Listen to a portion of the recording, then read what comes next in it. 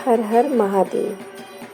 पिछले अध्याय में चंचला की प्रार्थना से ब्राह्मण देवता ने उसे शिव पुराण सुनाया, जिसे सुनकर समयानुसार शरीर छोड़कर वह शिवलोक में जा पहुँचे और पार्वती जी की सखी बनकर उन्होंने सुख प्राप्त किया।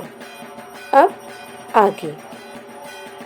चंचला के प्रयत्न से पार्वती जी की आज्ञा पाकर तुम्बरुका विंध्य पर्वत पर शिव पुराण की कथा सुनाकर विंदुक का पिशाच योनि से उद्धार करना तथा उन दोनों दंपति का शिव धाम में सुखी होना।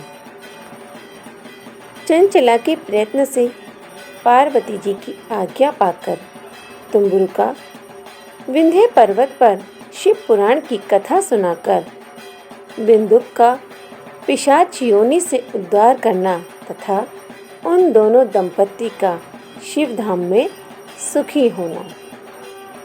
सूत जी बोले, शौनक, एक दिन परमानंद में निमग्न हुई चंचला ने उमा देवी के पास जाकर प्रणाम किया और दोनों हाथ जोड़कर वह उनकी स्तुति करने लगी। चंचला बोली, गिरिराज नंदिनी, स्कंद माता उमे, मनुष्यों ने सदा आपका सेवन किया है। समस्त सुखों को देने वाली शंभु प्रिय आप ब्रह्मा स्वरूपिणी हैं। विष्णु और ब्रह्मा आदि देवताओं द्वारा सेव्य हैं।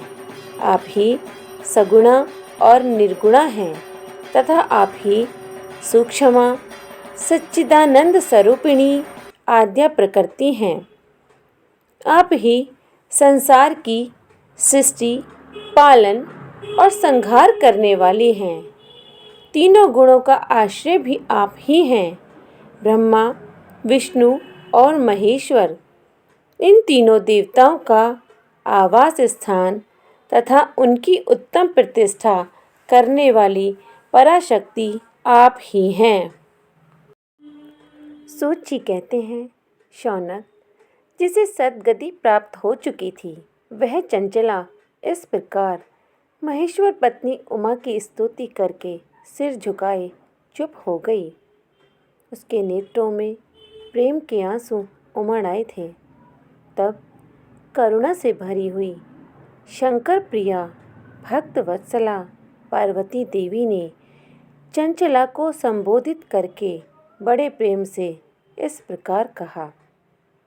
पार्वती बोली, सखी चंचले, सुंदरी, मैं तुम्हारी की हुई इस स्तुति से बहुत प्रसन्न हूँ। बोलो, क्या वर मांगती हो? तुम्हारे लिए मुझे कुछ भी अदेय नहीं है। चंचला बोली,